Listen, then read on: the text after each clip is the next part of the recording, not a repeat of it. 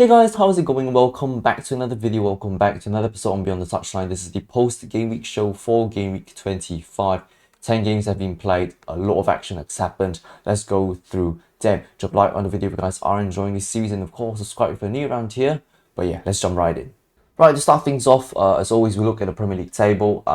Liverpool are still top of the table with now 60 points, the first team to hit this number. After that, followed that up with Arsenal on 53 points.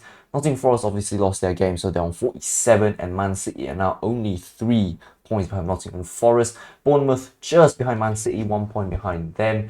Chelsea, after the defeat, slipped down to 6th after they were 4th prior to this weekend. Newcastle as well with the defeat puts them in 7th. Fulham won their game, so they're in 8th. Villa drew 9th. Brighton won their game, so they're in 10th. Brentford as well won their game in 11th. Tottenham won their game as well, they're in 12th. Palace in 13th after their defeat. Everton somehow unbeaten in 5 Premier League games. They find themselves in 14th ahead of Manchester United to find themselves in 15th. West Ham, unfortunately, with another defeat, find themselves in 16th. Wolves with another crushing defeat, I guess. They're in 17th. And in the relegation spots, Ipswich, Leicester and Southampton stay as they are. Ipswich actually managed to get themselves a point. Right, for the statistics, Salah obviously scored against Wolves, so he finds himself with 23 goals for the Premier League season. Haaland didn't score any goals over this weekend. Wood scored 1, so he's up to 18. Isak and then Wemmer, both of them did not score. And as for the assists, no change whatsoever. So here are my predictions for game week 25, and as you can evidently tell, I've managed to predict the outcome of 5 games, and out of these 5, one of them I managed to predict the result exactly right, and that being Crystal Palace against Everton. I think it's not too bad. Honestly, every time you get like half of it correct, I think it's quite commendable, because sometimes, you can't really expect games to always go your way, or predictions to go your way. You don't exactly know when teams are going to lose or get shock results even, but I felt this was quite good predictions actually. So now if we look at the results, now obviously Brighton beat Chelsea 3 goals to the good. Leicester lost to Arsenal 2-0. West Ham lost to Brentford by a goal to 0. Southampton lost to Bournemouth 3 goals to 1. Villa drew with Ipswich 1-1 over there. Man City smashed Newcastle 4-0. Fulham beat Nottingham Forest 2 goals to 1. And as I said, Palace Everton, a 2-1 win for Everton. Liverpool beat Wolves, but quite a slim margin in my opinion, 2 goals to 1. And obviously Tottenham beat Manchester United by a goal to 0. Alright, let's start things off with Brighton and Chelsea. I think this one, Brighton were just sensational, to be honest. I think it's one of those games where I felt like, they didn't have a lot of possession. I think they're only at 30% of possession in general. Chelsea were the ones with a lot of the ball, but didn't manage to register a shot on target. Even Palmer didn't even look like he was playing. Chelsea obviously were having a really bad game, in my opinion. Failed to extract, I guess, any sort of creativity from their end. And we've got Brighton over there, obviously, really, really good. So, I mean, they were absolutely smashing it, killing it, to be honest. Batomo's goals and his footwork has been sensational in that game itself. Brighton really showed signs of who they can really, really genuinely be. I think this is the Brighton that we've been missing for the entirety of the season so far. I mean, obviously, as I said, how inconsistent they've been and stuff. This one, I think, it showed otherwise, and it shows the potential of Brighton, really. At the bare minimum of trying to fight, I think the win is just a byproduct, really, of how good they've been in this game, and how much they've tried to ensure that they managed to get a result over the line, put balls in the back of the net. It's not easy ultimately, but Brighton really managed to make the best out of it. As I said, with 30% possession to score 3 goals, it's almost emulating Nottingham Forest, I guess. When Nottingham Forest win games, they do really win with lower amounts of possession, and despite having lowest amounts of possession, but they still managed to create chances from there. So clearly, I think Brighton is doing exactly the same. So kudos to them, really. But for Chelsea, I mean, to slip from 4th to 6th in one weekend, it just shows how unpredictable the Premier League has been throughout the entirety of the season. And to be honest, I think when I predicted the draw, I was like, this is probably what's going to happen, because as I said, Brighton were probably going to be quite good. Not very easy for Chelsea to defend, but 3-0 I think is a bit too much in my opinion. So yeah, Chelsea, I mean, again, this is really not good. I mean, they're clearly not in the title race anymore. At this rate, so these sort of performances, it's not good enough in my opinion. So yeah, Chelsea will have to reflect, obviously.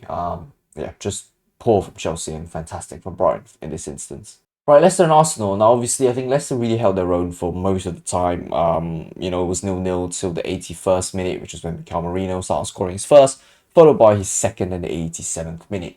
Now, I think for this one at least, you've got to look at it in various angles. I think first of all, I think Leicester had a couple of good chances to probably, I'd say, threaten Arsenal. Not to put the ball in the back of the net and make the score look a bit crazy, but I think it's just threatening to say the least. I think sometimes when Leicester were going forward, yes, I think most of the time the final third hasn't been convincing, but I think there were times when I think they could have really, really troubled Arsenal, but they just couldn't make the most out of it, which I guess ultimately just shows how poor they've been this season, haven't they, Leicester City? I mean, as I said, Ruud van Nistelrooy, he's not really doing a very good job at the moment. Definitely not. I mean, it's not about the result sometimes. I think we look at it as a whole. I think the play of Leicester just hasn't been fantastic. It hasn't been convincing even to me as a person. I look at the games, I'm thinking, he's got to figure something out again. The plays he has clearly does not suit his tactics or whatever. And I said Leicester are in trouble, right? I mean, the relegation spots right now, they're 19th in the Premier League table. As I said, I wouldn't have expected them to get relegated, to be honest. But here we are once again. I think it's getting closer to them, getting relegated after being promoted. It's a very good championship side. I think that the squad that they have at the moment, I think, is a championship side that's capable of winning the championship again, I guess. But when it comes to, being in the Premier League, I think you've got to take that one step further. You've got to be a lot better than that. I mean, I wouldn't say, as I said, transfers, they really solve all the problems. I think that's it probably. But at this point in time, when you're even struggling to create chances, you've got to focus on that with the team that you have, right? Chance creation. Defensively, obviously, I think they switched off after the 80th minute because clearly you can see two goals in that fashion and the manner in which the two goals came. But yeah, I felt it was a little bit of a defensive switch off. But it is what it is ultimately. And for Arsenal, I think you could argue that they probably had survived the scare. I mean, obviously, to win this game, it took them a considerable amount of effort, to be honest. So at least they've won. Ultimately, their gap to Liverpool remains the same at 7 points, I think, which obviously is still not a very good number, considering when you still wanna fight for the title, you still want to win games, and it's not going to be easy for them moving forward as well. I think at this rate, the way things are going, it's probably going to stay the same. To be honest, I don't see Arsenal dropping below second by any time. To be honest, Nottingham Forest, City, despite them trying to catch up to Arsenal, it looks difficult. I mean, maybe if City had beaten Arsenal instead of that 5-1 thrashing, maybe the story could have been a little bit different. But at this point in time, I think probably not. Right, looking at West Ham and Brentford now, again, the topic on this wild card from Graham Potter, it just shows that it's, at this point in time, I mean, to be winless in the last 4 Premier League games, it probably suggests that this wild card is so far not working. Again, I don't try to look at the results only. I'll try to look at the performances that they put in. I look at how the players have been playing. This one, again, defensively rather poor from West Ham. I felt like Brentford were creating chances rather easily, which to me just suggests that even no matter how good you are attackingly, you're still not going to defend most of the balls that are coming towards you defensively. Yeah, I was just thinking, offensively, they were just poor from West Ham, and defensively also rather poor, which therefore meant it was just a poor game in general. It was just like they were fine for their lives in that game. To be honest, it didn't feel convincing the way they were playing. Had the snapshot chance or two. I mean, kudos. Obviously, no kudos to him for missing that one. I mean, he probably should have scored that, but sometimes it just happens in football. It is what it is, really. I mean, these are moments where they can make or break games. Unfortunately, they didn't make it, and obviously the game was broken for them by the end of that. But ultimately, in my opinion, West Ham, it's not very good, is it? I mean, to hire someone in to make good changes, and it doesn't really feel like it, to be honest. They're behind Everton as well. Can you imagine? That's actually how it is when they were so far ahead of Everton at some point in the season. But of course, I think Everton's form, we'll talk about it later. But I think talking about West Ham again, this is not good enough, clearly. Yes, I'm not looking just at a result standpoint, I'm looking at the general play. It just feels so weird, it's not good enough. And as for Brentford, I mean, obviously a 1-0 win is not too bad for them. Rather slim in my opinion, but genuinely they had a couple of good chances to really seal the deal, but they didn't, which I guess in some sense, it sort of allows West Ham to come back. But I mean, that never happened, did it? So, anyways, it is what it is for this game.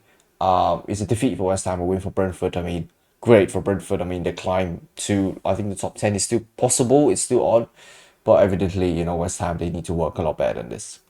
All right, Southampton and Bournemouth. I think this was a really straightforward game, in my opinion. Bournemouth really played really, really well. But after the second goal, I felt like Bournemouth were a little bit sloppy, which allowed Southampton to get one back. And it was a really good goal, anyways, from Southampton. But anyways, Bournemouth, they played a fantastic game. I felt it was really enjoyable once again. They were lively, good shots outside the box, which were converted into goals. And yeah, it just shows again the quality of Bournemouth so far this season. It's still up there despite continuous amount of injuries, but they just really do not look too perturbed by it. They're playing extremely good football, in my opinion. I'm really, really pleased to see how Bournemouth have been performing this season. I think at this rate, as I said, I have faith in City continuing to win, so I believe City will get the fourth position. But to be honest, Europa League for Bournemouth next year, I think it's an exciting position to be in for the Cherries. Huge prospects for the players as well. For those who've never had European exposure, next year would be absolutely something that they can look forward to. But of course, the season they've got to wrap it on a high. We still have 13 games to go. Anything can change. I mean, they just need to lose 3 to 4 games before they start slipping off these European spots. So, they really need to try their best to extract as much as they can in each game, extract maximum points. And as for Southampton, I mean, story is obviously still the same. Ivan Juric clearly isn't their answer. But at the same time, I'm not exactly too sure again if it's just the manager, if it's just the players. Just unfortunately, the quality just hasn't been good enough.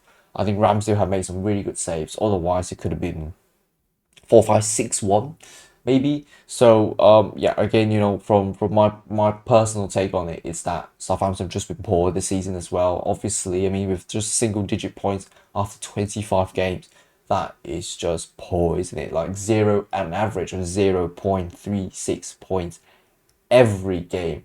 That's not good enough, is it? Yeah, so I think it's poor from Southampton, but that's clearly the story of the season. And Bournemouth just continue to perform. I mean, if they had a draw, I think it's a shock result, as I've said. But they didn't. They made the most of it. They made the most out of it, and yeah, they found themselves in fifth position now. So kudos to them. Right, Villa Ipswich. Now this one I didn't expect to draw, and especially when you think about it, Ipswich were pretty much down to 10 men for more than a half even.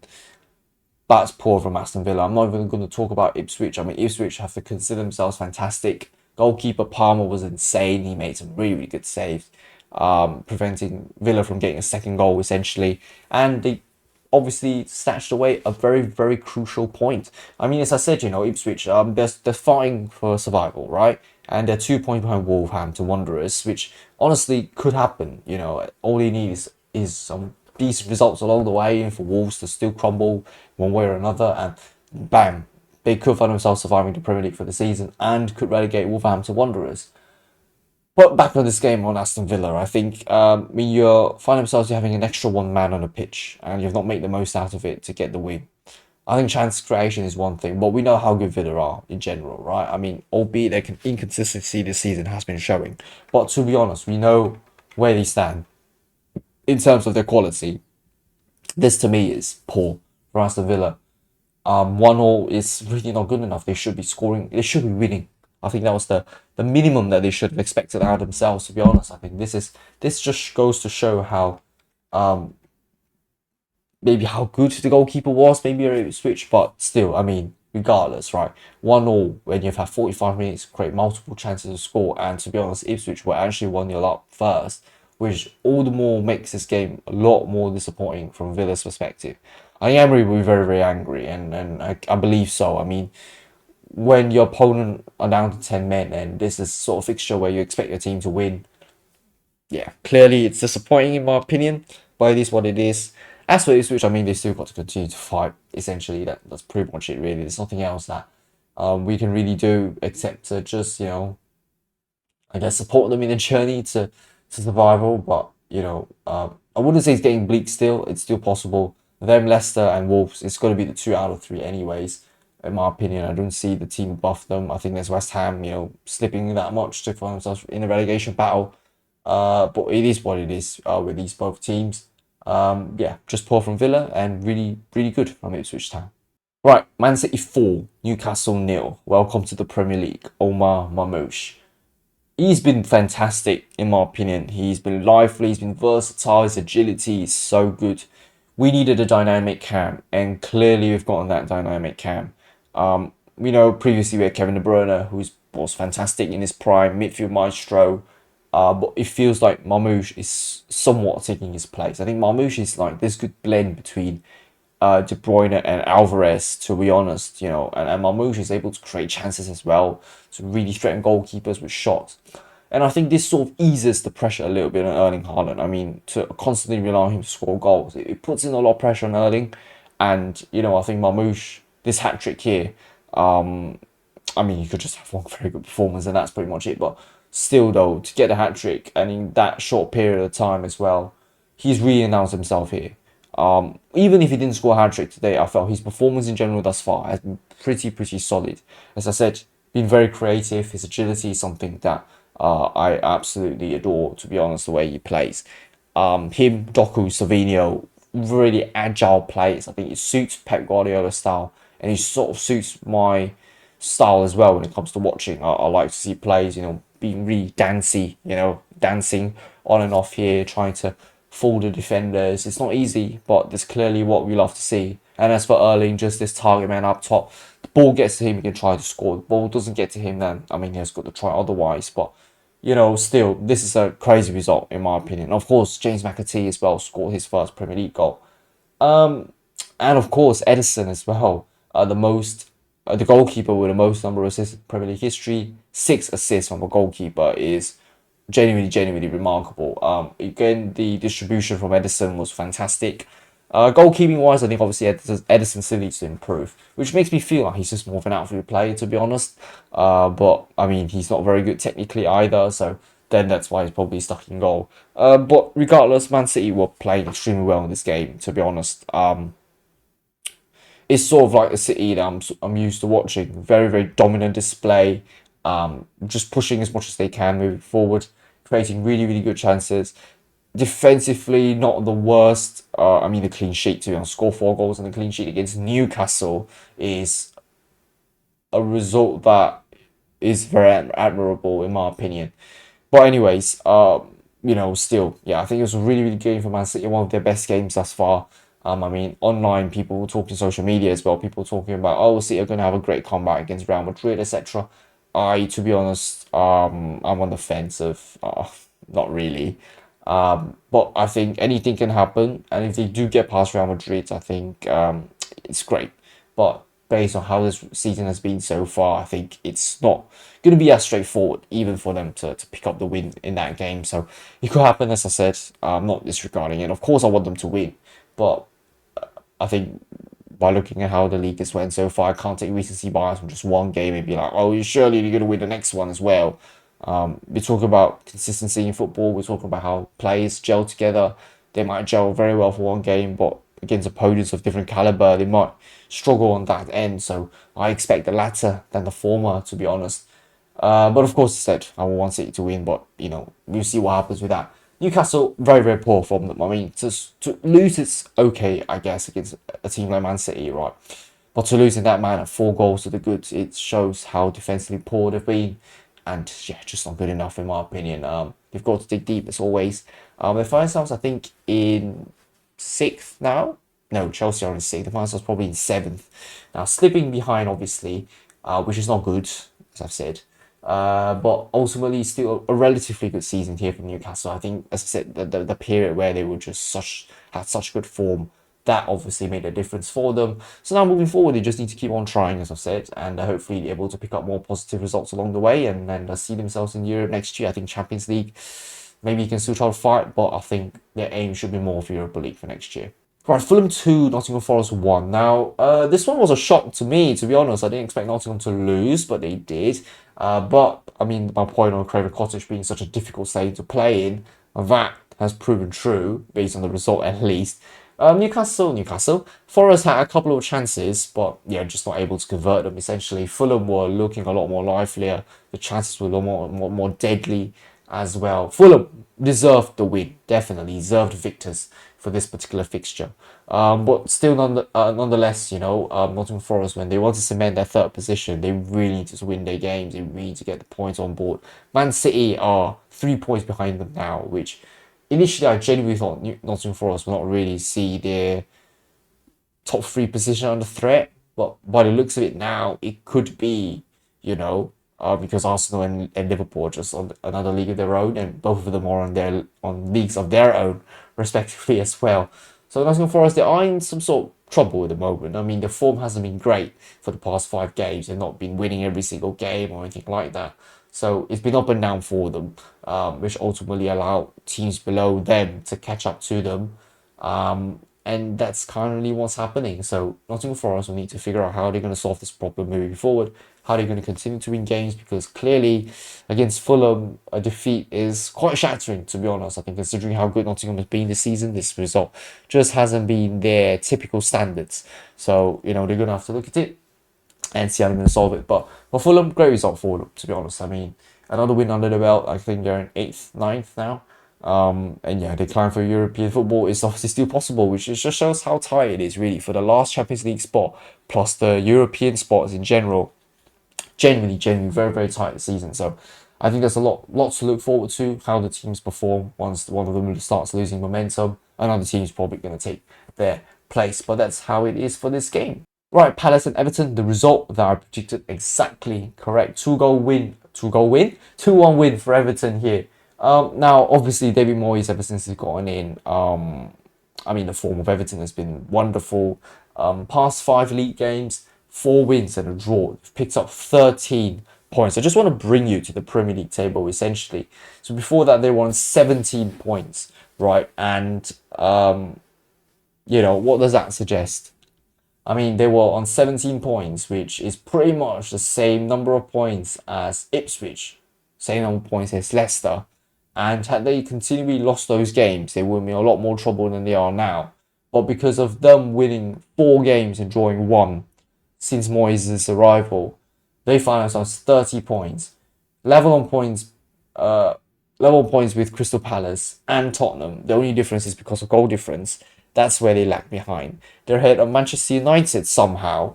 They're ahead of West Ham and they're ahead of Wolves, which to me just shows how a couple of games can really change the entire story, really. I mean, I know the points tally is half of Liverpool, but in terms of the last 5 games, in terms of the form book, they're exactly the same. So really, genuinely, very, very, very good from Everton thus far since Moyes' arrival. They look a lot more free-flowy. They look a lot more threatening moving forward. Obviously, I think, Palace, is it poor from them? I say probably. I mean, when they're at home as well, you want them to be a little bit more competitive. But Everton, based on results-wise, this is the Everton that I guess I'm used to seeing when it comes to, picking really good results. So they should be fine for Europe, essentially, Everton. But we're missing the Everton for like the past couple of years. We'll see again with Moyes, right? Maybe he might just have a very good start and after that it starts to tumble. But sometimes you see what it is, right? I mean, look at Victor Pereira, to be honest, with Wolves. Had a really good start, but after that, it's just, I wouldn't say shambles, but sort of back to reality, really. It's like pre-Gary O'Neill sort of moment. So we see what happens with this one, but I think it's a great win for Everton, to be honest. I don't really want to talk much about it, just in case, something happens again. But Palace, I think they'll be very disappointed because of that. Now Everton on level points with them as well. So I mean, Palace has had a relatively okay season. I think there are moments where they really showed their quality, but of course, they can't always do that week in, week out. The consistency just hasn't been there. But regardless, I think 2-1 win for Everton is a great result for them. They would be happy to take 3 points back to Goodison Park.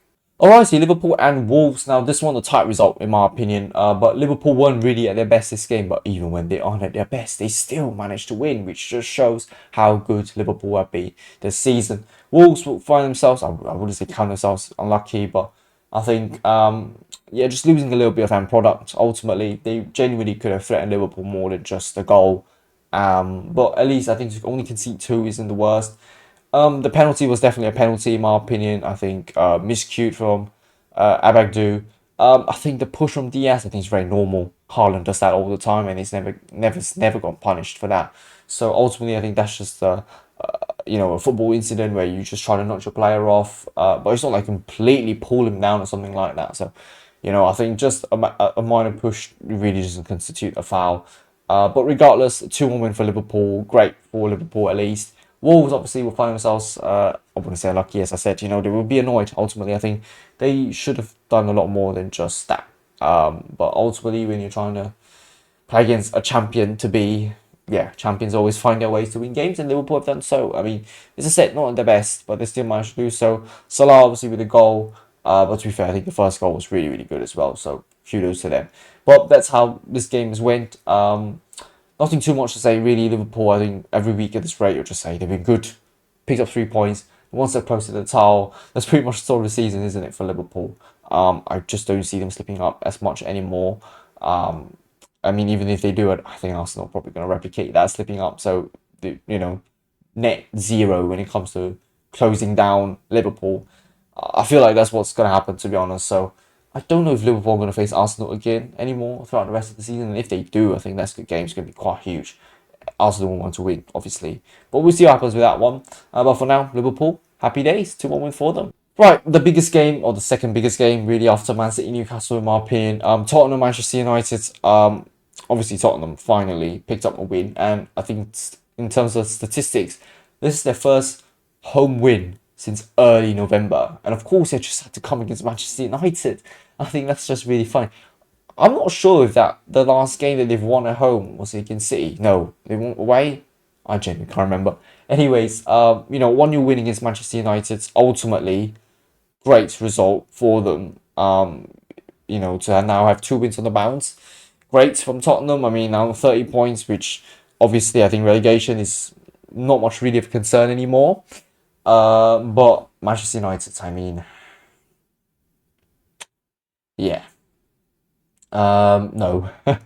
To be honest, they've let go Anthony and let go Rashford. I mean, both of them are on loan.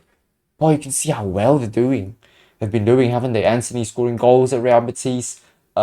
And obviously Rashford at Villa still doing pretty well, to be honest. I mean, he looks a lot more livelier. His play looks a lot more exciting as well. I think it's just the culture of Manchester United really lately that has been diabolical and resulted in a lot of these problems.